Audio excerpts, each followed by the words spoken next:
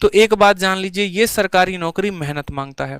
समझ में आया? जिसने मेहनत की है सफलता उसी को मिली है, जिसने मेहनत नहीं की ना वो सफल नहीं हो पाया है। मुझे आपको कंसेप्ट सिखाना है, मुझे आपको सशक्त बनाना है, इसीलिए ताकि किसी भी तरह का सवाल आए तो आप उनको बना पाए।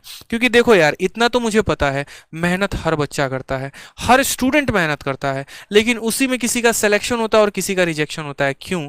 ऐसा इसीलिए होता है यहाँ पर कि जिसने मेहनत थोड़ी स्मार्ट तरीके से की होती है ना, सिलेक्शन वहीं तक जाता है। जिसने मेहनत थोड़ी गाइडेंस में की होती है ना, सिलेक्शन उसी का होता है। यार मेहनत तो गधा भी करता है, मेहनत घोड़ा भी करता है, लेकिन आपको पता है कि जो सबसे ज्यादा भाव इज्जत समाज में किसी को मिलती है तो घोड़े को मिलती है, गधे को कोई पूछता भी नहीं है। तो वही बात है, आपको मेहनत करनी है, मैं इसके लिए मना नहीं कर रहा हूं, आप बहुत ज्यादा मेहनत करिए, बहुत अच्छा काम करिए, ठीक है, कोई दिक्कत की बात नहीं है, लेकिन उसके साथ साथ थोड़ा सा आप स्मार्ट बनिए। और स्मार्ट आप कैसे बनेंगे? तो स्मार्ट आप एक अपने अप्रोच से बनेंगे। समझ में आ गया?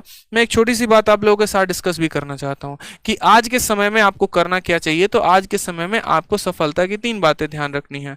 सबसे पहला तो आपको एक अपना स्मार्ट अप्रोच हमेशा बनाकर रखना है, ठीक है। जब भी आप सवालों को पढ़ते हैं ना, तो सवालों को पढ़कर थोड़ा सा चिंतन किया करिए कि यार इस सवाल को हम कैसे कम समय में बना पाए, क्या क्या और शॉर्ट तरीके हो सकते हैं। आज जैसे मैं मानो गुरुकुल में ट्रिग्नोमेट्री की मैंने आज क्लास ली, और ट्रिग्नोमेट्री की जब मैंने क्लास ली ना, मैंने उनके सामने क्वेश्चन रख दिया था, बड़ा सिंपल सा क्वेश्चन। मैंने कहा तुम इसके बारे में कितने तरीके सोच सकते हो, जरा सोच के बताओ। सबका एक ही तरीका आया, किसी ने 2 तरीके बताए। बट जब हमने उनके सामने तरीके रखे तो फिर उनको समझ में आया कि असल में हम कर क्या रहे थे इतने दिनों से, ठीक है। क्या होता है यहाँ पर कि जनरली हमने कहीं से कोई बात सीख ली, हम उसी को फॉलो कर रहे होते हैं, और यही समय आपका बेकार करता है। बहुत लोग बहुत दावे करते हैं, मैंने यहां से पढ़ा, मैंने वो पढ़ा, मैंने इनकी किताब पढ़ी। अरे यार, अगर मैंने वहां से, यहां से, वहां से पढ़ा होता तो इस समय आप उन्हीं से पढ़ रहे होते, मुझसे थोड़ी पढ़ रहे होते।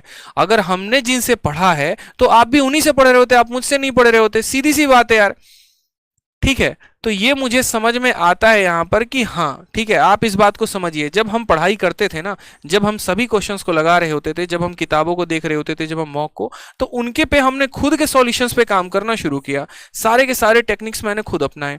कैसे? कोई क्वेश्चन अगर मानो कंपाउंड इंटरेस्ट का कोई बढ़िया क्वेश्चन आ गया, तो उसके ऊपर रिसर्च करना शुरू किया कि इसको और शॉर्ट में कैसे बनाया जा सकता है, ठीक है। एवरेज का कोई सवाल आ गया तो इसको मैं कैसे बैलेंस करके बना सकता हूँ शॉर्ट में।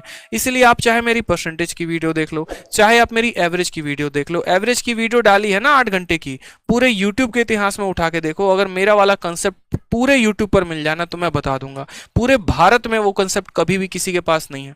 वो कंसेप्ट मेरे पास है, वो मेरे बच्चों को पता है कि वो मैं पढ़ाता हूँ। कंपाउंड इंटरेस्ट का जो तरीका पढ़ाने का है ना, वो मेरा अपना तरीका है, किसी का कॉपी पेस्ट नहीं है यहाँ पे, ठीक है। इस बात को ध्यान रखिए। तो ये जो है ना, इनके ऊपर मैंने काम किया, और आप भी इसके ऊपर काम करिए, स्मार्ट अप्रोच के ऊपर। दूसरा जो पॉइंट आ गया वो क्या आ गया? सबसे बड़ा शब्द जो आज के समय में है वो है यहाँ पर आत्मचिंतन। आत्मचिंतन क्यों करना है मेरे भाई? आत्मचिंतन इसीलिए करना है, आत्मचिंतन का मतलब इंग्लिश में इंट्रोस्पेक्शन। इंट्रोस्पेक्शन इसीलिए जरूरी है क्योंकि आपको क्या लग रहा होता है बहुत बार कि आप सही कर रहे हैं, बट असल में आप सही नहीं कर रहे हैं, ठीक है।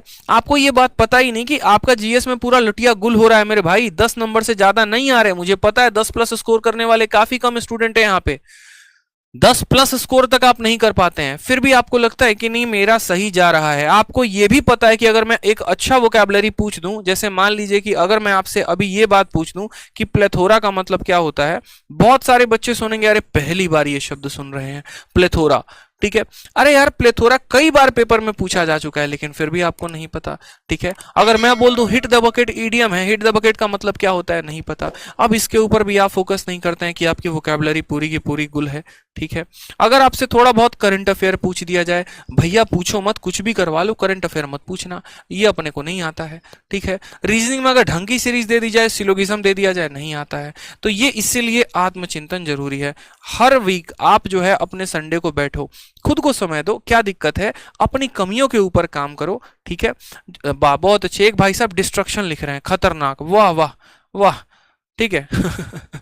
देखो प्लेथोरा का मतलब होता है बहुत ज्यादा, किसी भी संख्या का बहुत, मतलब अगर मैं यहां पर लिख दूं कि मेरे पास बहुत सारी किताबें हैं, तो वहां पर बोलेंगे प्लेथोरा, ठीक है, कि मेरे प्लेट में थोड़ा थोड़ा मत रखिए गुलाब जामुन, मेरे प्लेट में बहुत ज्यादा रखिए, हम ज्यादा मिठाई खाते हैं, तो वो वाली बात हो जाती है। तो ध्यान दिया करो, ये आत्मचिंतन बहुत जरूरी है पेपर के समय में। स्मार्ट अप्रोच तो लगाने ही लगाने हैं, साथ में ये आत्मचिंतन भी करना है कि कैसे मुझे अपने जीके के मार्क्स बढ़ाने हैं, कैसे जहां पर मैथ में जिन टॉपिक्स में दिक्कत आ रहा है मुझे वो इंक्रीज करना है, कैसे मुझे वोकैबुलरी बढ़ाना है। क्योंकि मेरे भाई अगर आप ये काम नहीं करोगे ना, तो आपको खुद भी नहीं पता कि ये जो तैयारी है आपका, ये 1 साल से कब 3 साल की योजना में बदल चुका है, और 3 साल से कब पंचवर्षीय योजना में बदल चुका है, ये आपको भी नहीं पता।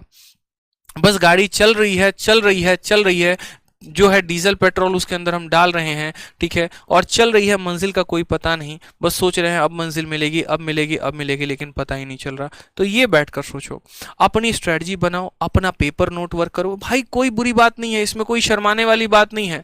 बहुत लोग जो है ना, थोड़ा सा जो ज्यादा हो जाता है, 1-2 साल का जिनका तैयारी का हो जाता है, वो बैठ के सोचते हैं अरे अब ऐसे मेरे दिन आ गए कि मैं बैठ के स्ट्रेटजी बनाऊंगा, मैं पेपर पे लिखूंगा मुझे क्या काम करना है। भाई इसमें कोई बुरी बात नहीं है, हर हफ्ते मैं ये काम करता था। मुझे पता है कि यार मुझे अगर XYZ लूसेंट किताब की मुझे ये पूरा का पूरा पॉइंट मिसलेनियस का खत्म करना है, मुझे मनोहर पांडे ये पूरा का पूरा खत्म करना है, मुझे मान लीजिए रीजनिंग के ये सारे सीरीज के क्वेश्चंस लगाने हैं, मुझे इतनी तक वोकैबुलरी यहां पर याद करनी है, ठीक है, तो क्या करें? तो उसके लिए मुझे यहां पर बनाना पड़ेगा स्ट्रेटजी कि मेरा मैथ अगर स्ट्रांग है तो मैं 1 घंटे ही उस पर समय दूंगा, मेरा इंग्लिश वीक है, एमबी पब्लिकेशंस के मैं सेट लगा रहा हूं, और सेट लगाने में मेरे नंबर ही नहीं बन रहे, 35.5 नंबर बन रहे हैं, 37 नंबर बन रहे हैं, 40 नंबर बन रहे हैं। क्या करेंगे? बैठ के वहां पर उसको सॉल्व करेंगे, बैठकर वहां स्ट्रेटजी बनाएंगे अपनी कि हाँ मुझे अब इतने घंटे पढ़ाई करनी है, इतने घंटे में इतने घंटे जीएस को देना है, इतने में इतने घंटे मैथ को देना है, इतने में इतने घंटे ये देना है। उसके अलावा आत्मचिंतन और क्या क्या करना है, तो आत्मचिंतन यहां पर अपने टॉपिक्स के बारे में भी करना है कि क्या पढ़ा आपने आज तक, और कितना पढ़ा, और कितना पढ़ा जाना बाकी है। उदाहरण के तौर पे कहते हैं ना, ये आजादी खून मांगता है, तो एक बात जान लीजिए, ये सरकारी नौकरी मेहनत मांगता है। समझ में आया? जिसने मेहनत की है सफलता उसी को मिली है, जिसने मेहनत नहीं की ना वो सफल नहीं हो पाया है।